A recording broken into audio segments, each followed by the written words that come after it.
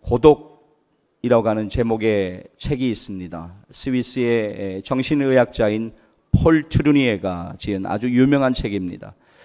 그는 이 책에서 인간의 고독의 원인이 무엇인가, 과연 해결책은 무엇인가, 여러 가지 질문과 함께 해답을 제시하고 있습니다. 그러면서 궁극적인 인간의 고독을 해결하는 한 가지 방법이 있다. 그것이 무엇이냐면 오직 예수 그리스도의 사랑 안에서 주님과의 나누는 영적인 교제가 우리 인간의 궁극적인 고독에서 벗어나게 하는 유일한 길이다라고 하는 것을 이야기하고 있습니다. 그렇습니다, 사랑하는 여러분.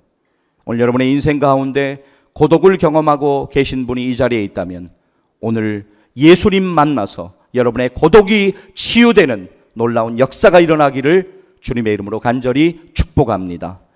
우리는 오늘 우리의 본문에서 2000년 전 유대 땅 한편에서 참으로 고독하게 절망 가운데 인생의 시간을 힘겹게 살아가고 있던 한 여인을 우리는 만나게 될 것입니다. 그 여인의 이름이 성경에 정확하게 기록되어 있지는 않고, 그러나 그 여인의 상황이 어떠한가는 오늘 우리의 본문에서 설명하고 있습니다. 자, 그렇다면 오늘 우리의 본문의 시작인 43절 보시면 그 여인의 형편을 이렇게 성경은 소개하고 있습니다. 자, 우리 같이 한번 읽겠습니다. 이에 12회를 혈루증으로 앓는 중에 아무에게도 고침을 받지 못하던 여자가, 여러분, 동일한 기사가 기록되어 있는 마가복음 5장 26절 보면 이 여인의 상황, 우리가 지금 읽은 것에 조금 더 더해서 우리가 더 이해할 수 있도록 성경은 이렇게 그 여인을 소개하고 있습니다. 우리 같이 한번 읽을까요? 많은 의사에게 많은 괴로움을 받았고 가진 것도 다 허비하였으되 아무 효염이 없고 도리어 더 중하여졌던 차에, 그렇습니다. 성경이 증언하는 대로 이 여인은 해볼 것은 다 해보았어요. 의원도 찾아갔고 민간요법도 해보았고 모든 것을 해보았지만 병세는 점점 더 악화될 뿐이었습니다. 그리고 그녀가 가진 모든 재산을 다 써버린 그런 상황이었습니다. 지칠 대로 지쳐버린 이 여인이 감당해야 되는 인생의 고독, 그리고 아픔을 여러분 조금이나마 느껴지십니까? 이 여인을 지독히도 괴롭혔던 혈루증이라고 하는 이 병은 지금의 말로 하면 만성하혈증이다라고 이렇게 표현을 할 수가 있겠습니다. 여성의 자궁에서 계속적으로 멈추지 않고 피가 흘러내리는 아픔입니다. 거기에다가 문제는 뭐냐면 몸의 아픔도 있지만 당시의 사회적인 분위기가 문제였어요. 혈루증에 걸린 여인을 부정하게 여겼기 때문에 누구도 그녀와 함께 이야기하려고 하지 않았습니다. 이야기할 수가 없었어요. 정상적인 사람이라면 이야기할 수가 없었어요. 왜냐하면 그것은 율법을 어기는 것이기 때문입니다. 그래서 그 여인은 사람들이 자기에게 다가오면 탐해를 외치면서 부정하다를 외치면서 오히려 스스로 사람들이 오는 것을 피해야만 했던 이 여인. 그런데 오늘 이 여인이 예수님의 옷에 손을 대고 병나음을 치료함을, 기적적인 치료를 경험하게 됩니다.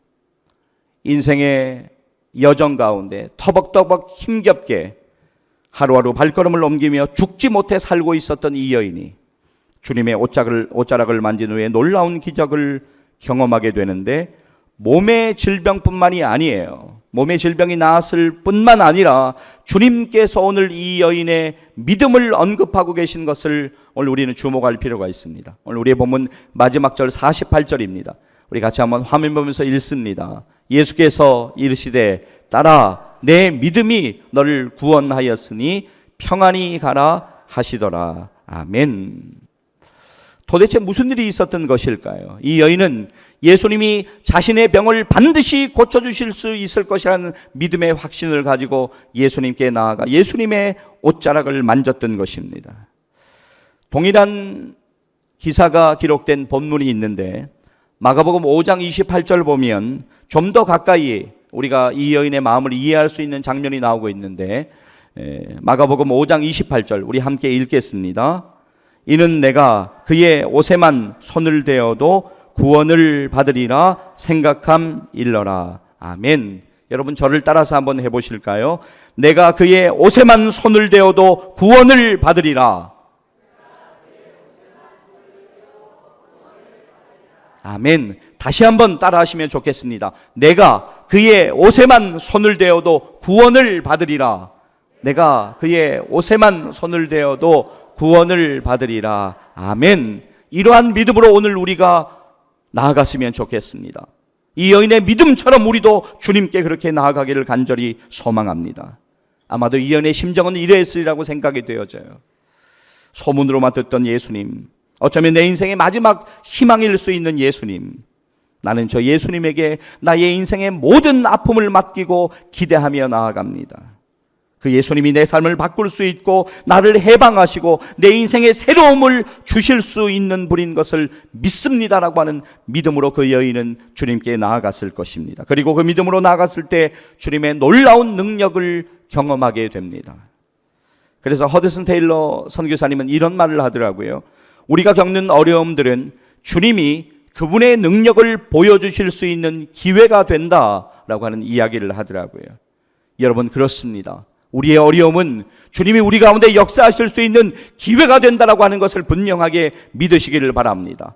오늘 우리가 말씀을 듣는 가운데 이 혈루증 걸렸다가 나았던 여인처럼 그런 믿음 가지고 주님을 다시 붙잡기를 간절히 소망합니다.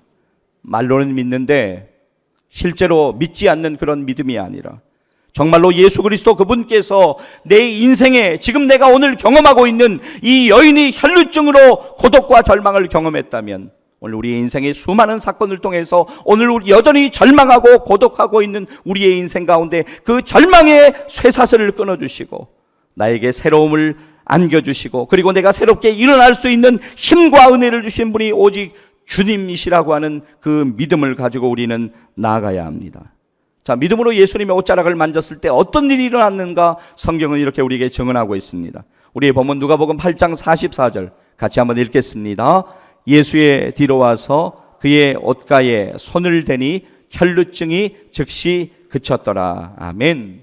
이 여인은 주저할 수도 있었어요. 왜냐하면 당시 분위기가 그랬어요. 사람들 앞에 나아갈 수 없는 여인이었기 때문에 예수님 앞에까지 나아가는 것이 너무너무 힘들 수 있었습니다. 그러나 주저하지 않았어요. 그대로 나아가서 믿음으로 예수님의 옷자락을 만집니다. 피터 드러커가 이런 이야기를 하더라고요. 결단을 내리는 데는 판단력이 필요하지만 용기도 있어야 한다고 이야기하더라고요. 참 일리 있는 말이라고 생각이 됩니다. 여러분, 그렇습니다. 우리가 무엇을 할 때 여러 가지 생각하고 판단하는 거 너무너무 중요해요. 그러나 행하지 않으면 아무런 역사도 일어나지 않는다라고 하는 거, 용기가 필요합니다. 믿음으로 용기를 가지고 주님께 나아갔을 때, 그래서 믿음으로 옷자락을 만졌을 때 이 여인은 놀라운 은혜를 경험합니다. 사랑하는 여러분, 기억하십시오. 오늘 우리가 인생에서 경험할 수 있는 모든 은혜는 오직 주님으로부터 나오는 것임을 분명하게 믿으시기를 바랍니다. 고든 맥도날드 목사님이 했던 말이 기억납니다. 세상이 못하는 일이 하나 있다.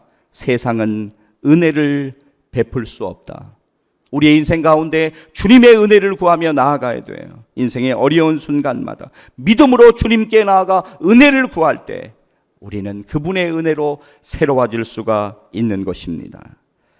리사 샌델의 찬양이 기억납니다. 여러분 아시는 분은 반주 없지만 우리 한 절만 우리 같이 한번, 아시는 분은 다 함께 찬양하시겠습니다.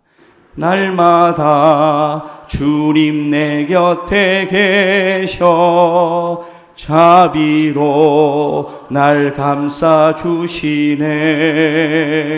주님 앞에 이 몸을 맡길 때 힘주시네, 위로함 주네.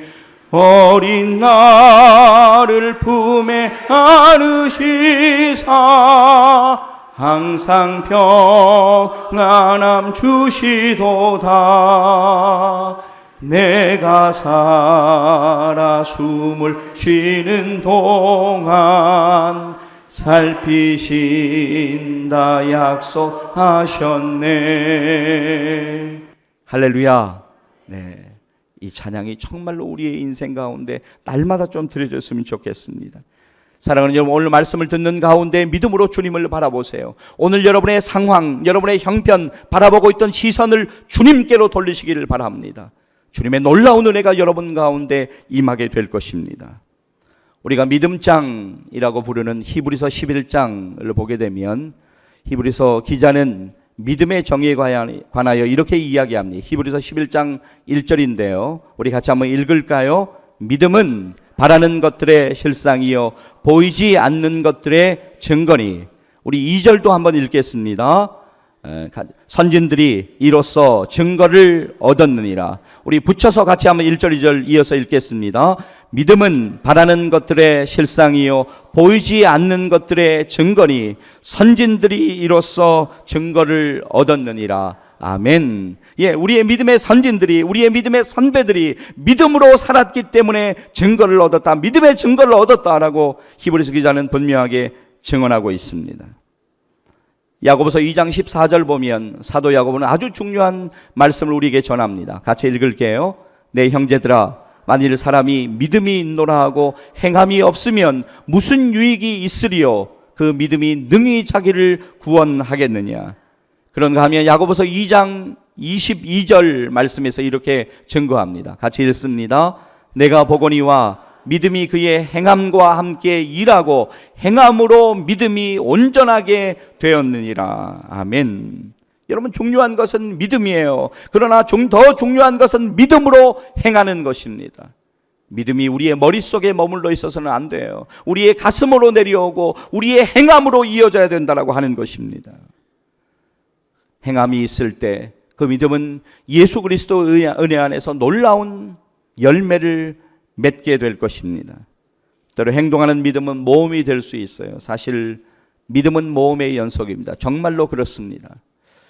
하나님께서 이 땅의 죄악을 보시고 이 땅을 물로 심판하시려고 작정하시고 노아에게 방주를 지으라고 말씀하셨을 때 비가 한 방울도 오지 않았어요. 그 비가 한 방울도 오지 않는 하늘 밑에서 노아의 방주를 지어갔던 그 노아,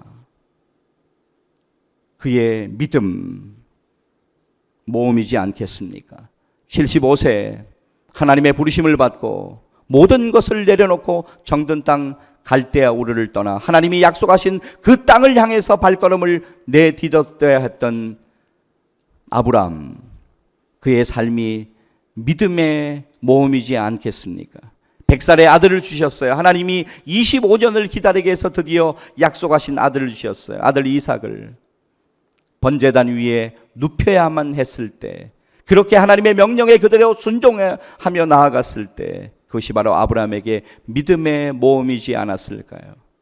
하나님이 그렇게 은혜 주셨는데, 하나님이 정말로 날마다 은혜 주셨음에도 불구하고 날마다 불평하고 불만하면서 하나님을 원망하는 이스라엘 백성들을 기도하면서 하나님이 약속하신 땅 가나안으로 이끌고 나가던 모세의 여정, 그것이 바로 그의 믿음의 모험이지 않겠습니까? 사랑하는 여러분, 믿음은 모험을 하게 만들어요. 믿음은 행하게 만듭니다. 우리가 정말로 예수 그리스도를 믿는 믿음이 있으면 그냥 지식으로 이것이 머물러 있어서는 절대로 안 된다라고 하는 것입니다. 행하는 믿음, 그래서 주님께서 기뻐하시는 믿음의 소유자들 되시기를 주님의 이름으로 간절히 축복합니다. 마태복음 14장을 보게 되면 베드로가 무리를 걷는 장면이 나오고 있습니다. 근데 그냥 걷는 게 아니에요. 믿음으로 무리를 걸었다라고 성경은 증언하고 있어요. 근데 베드로가 믿음으로 무리를 잠시 걸었지만, 주님 바라보고 걸었지만 바람을 보고 무서워 물에 빠져들었다라고 성경은 증거하고 있어요. 예수님은 적시로 손을 내밀어 베드로를 붙잡으시면서 믿음이 작은 자여 왜 의심하였느냐라고 말씀하십니다. 저는 베드로의 실패가 그의 믿음의 성숙을 가져오는 계기가 되었다고 분명하게 믿습니다. 모험을 했어요. 실패를 했어요. 근데 그것이 끝이 아니에요. 영원한 실패가 아닙니다. 주님이 그를 걸어오라고 하셨고 물에 빠졌지만 주님이 다시 그를 붙잡아서 꺼내주셨어요. 마태복음 14장 29절 말씀을 보면 주님이 이렇게 말씀하십니다. 오라 하시니 베드로가 배에서 내려 물 위로 걸어서 예수께로 가래. 예수님이 오라는 말씀을 듣고 베드로가 지금 예수님께 믿음으로 나아간 것이지요. 마태복음 14장 27절은 이렇게 우리에게 말씀합니다. 예수께서 즉시 이르시되 안심하라 나니 두려워하지 말라. 믿음으로 우리가 주님을 따른다고 하는 것, 믿음으로 말씀을 지키며 산다라고 하는 것, 때로 우리를 주저하게 만들고 우리를 정말로 두렵게 만듭니다. 정말로 그렇습니다. 그러나 사랑하는 여러분, 어떤 상황 속에서도 주님만 바라보기를, 주님만 의지하기를 간절히 소망합니다. 예수님을 정말로 믿을 때 우리가 믿음으로 행할 수 있는 거예요. 믿음으로 우리가 살고 있는가라고 하는 것을 오늘 이 시간에도 다시 한번 우리는 점검할 필요가 있습니다. 오늘 우리의 본문으로 다시 돌아갈게요. 누가복음 8장 45절 말씀 보시면 예수님은 지금 이렇게 물으십니다. 뭐라고 물으시냐면 내게 손을 댄 자가 누구냐라고 물으십니다. 그러자 지금 다 아니라라고 이야기하고 있어요. 누가 나한테 손을 대었느냐 하니까 나 아닌데요, 아니에요, 뭐 이런 분위기예요. 베드로가 이렇게 이야기하죠. 주여, 무리가 밀려들어 미나이다. 그러니까 예수님께 베드로가 지금 이렇게 이야기하고 있는, 예수님, 워낙 많은 사람들이 지금 몰려와가지고 이 무리들이 예수님을 둘러싸고 있으니까 이렇게 된 것 같아요. 그러니까 예수님 뭐 누가 만졌는지 모르지만 많은 사람들이 만졌을 수 있습니다라고 지금 이야기하는 것이지요. 그러자 예수님은 이렇게 말씀하셨어요. 왜냐하면 예수님 모든 걸 알고 계셨거든요. 자, 오늘 우리의 본문 누가복음 8장 46절 말씀인데요, 우리 같이 한번 읽겠습니다. 예수께서 이르시되 내게 손을 댄 자가 있도다. 이는 내게서 능력이 나간 줄 알미로다 하신대. 네. 예수님은 다 알고 계셨어요. 이 여인의 믿음과 이 여인이 어떻게 했는지 모든 행한 일을 예수님께서는 알고 계셨어요. 그럼에도 불구하고 예수님께서 이 질문을 하신 이유가 무엇일까요? 그녀를 꾸짖기 위해서일까요? 아닙니다. 절대로 아닙니다.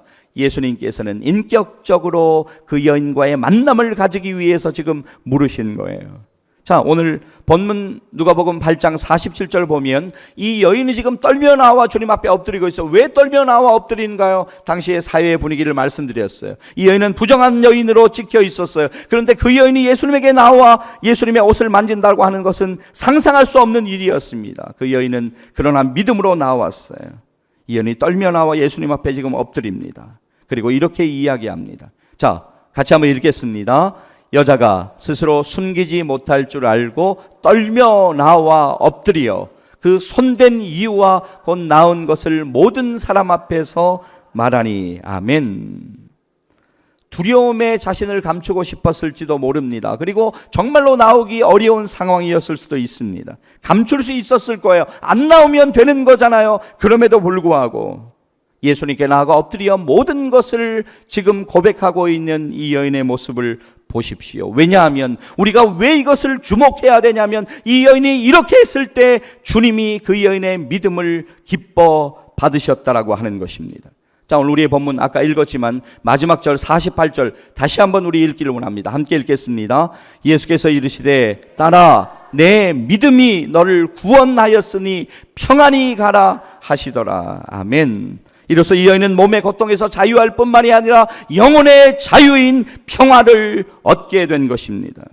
사랑하는 여러분, 믿음이 중요합니다. 오늘 이 여인은 믿음으로 예수님께 나아갔습니다.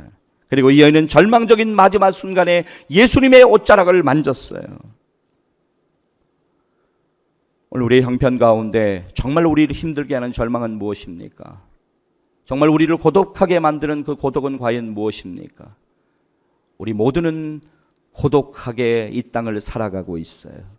그렇다면 우리가 그것을 인정한다면, 우리가 정말로 연약한 존재임을 인정한다면 이 말씀을 듣는 우리는 믿음으로 주님께 나아가야 될 줄로 믿습니다. 믿음으로 나아가야 돼요. 내 인생의 모든 절망과 고독과 어려움을 끌어안고 주님의 십자가 밑으로 나오는 거예요. 그래서 엎드려서 주님의 도움을 구해야 되는 것입니다. 마음으로만 간절해서는 안 돼요. 우리가 신앙생활 하다가 신앙생활에 성장이 없는 이유가 바로 이 이유 때문이에요. 마음으로는 간절해요. 마음으로는 벌써 기도하고, 마음으로는 충성하고, 마음으로는 예배 가운데 여러 가지 헌신하고 여러 가지 일들이 있어요. 그런데 마음뿐이에요. 마음뿐. 행하지를 못하는 거예요. 사랑하는 여러분, 그 간절한 마음 가지고 있다면 그 마음으로 주님 앞에 나오십시오. 결코 멀리서는 주님의 옷자락을 만질 수가 없습니다. 주님 앞에 나와 엎드려야 됩니다. 그래야지만 주님의 은혜를 온전히 경험할 수가 있는 것입니다. 주님 앞에 나오세요. 그리고 여러분의 손을 내밀어서 주님의 손을 붙잡기를 원합니다. 사랑하는 형제 자매 여러분, 예수님께로 나오십시오. 그래야지만 우리에게 소망이 있습니다. 여러분의 인생길에 지치고 고난할 때, 좌절과 시리와 절망 가운데 있을 때 단 한 가지의 유일한 방법이 있다면 주님께 나오는 것이에요. 저는 알렉산드리아 클레멘트가 했던 말을 참 좋아합니다. 이 표현이 한글로도 멋있지만 영어로도 참 아주 이쁜 표현이에요. 자, 알렉산드 클레멘트가 이런 이야기를 하더라고요. 주님은 우리 인생의 모든 일모를 일출로 바꾸어 놓으셨다. 사랑하는 여러분, 그렇습니다. 우리가 주님의 은혜를 경험하면 정말 우리의 인생이 변화될 수 있어요. 우리의 인생에 새로운 일들이 일어날 수 있어요. 우리의 인생은 반드시 회복될 수가 있는 것을 믿으시기를 바랍니다. 오늘 우리의 연약함과 절망과 고독을 주님께 내어놓고 이렇게 좀 기도했으면 좋겠습니다. 주님, 나의 모든 문제와 어려움 가지고 주님 앞에 엎드립니다. 주님만이 나의 소망이시고 주님만이 나의 생명이십니다. 주님만을 믿음으로 바라보고 주님만을 믿음으로 붙잡겠습니다. 주여, 나를 불쌍히 여기시고 도와주시옵소서. 우리의 기도가 좀 단순해질 필요가 있어요. 사랑하는 여러분, 오늘 우리의 아픔을, 우리의 어려움을, 우리의 문제를 주님 앞에 내어 맡길 때 주님은 우리의 힘겨운 인생의 짐을 대신 져주시고 모든 문제 가운데 지혜 주시고 평안 주시고 하나님의 은혜로 인도하여 주실 것을 믿습니다. 혈루증을 앓고 있던 이 여인이 오늘 주님을 만나서, 그리고 주님께 나아가서 주님의 옷자락을 만나서 놀라운 기적의 은혜를 경험했듯이 우리의 생애 가운데 어려운 일들이 있을 때마다 주님께 나아가 주님 붙잡고 일어나는 역사, 회복되는 역사가 우리 가운데 있기를 간절히 소망합니다. 사랑하는 여러분, 오늘 주님이 내게 손을 댄 자가 누구냐라고 그렇게 물으실 때, 주님, 제가 믿음으로 손 내밀었어요. 주님, 제가 믿음으로 손 내밀었어요. 이렇게 믿음으로 대답하여 주님의 놀라운 은혜와 역사를 경험하는 저와 여러분 되시기를 주님의 이름으로 간절히 축복합니다. 기도하시겠습니다.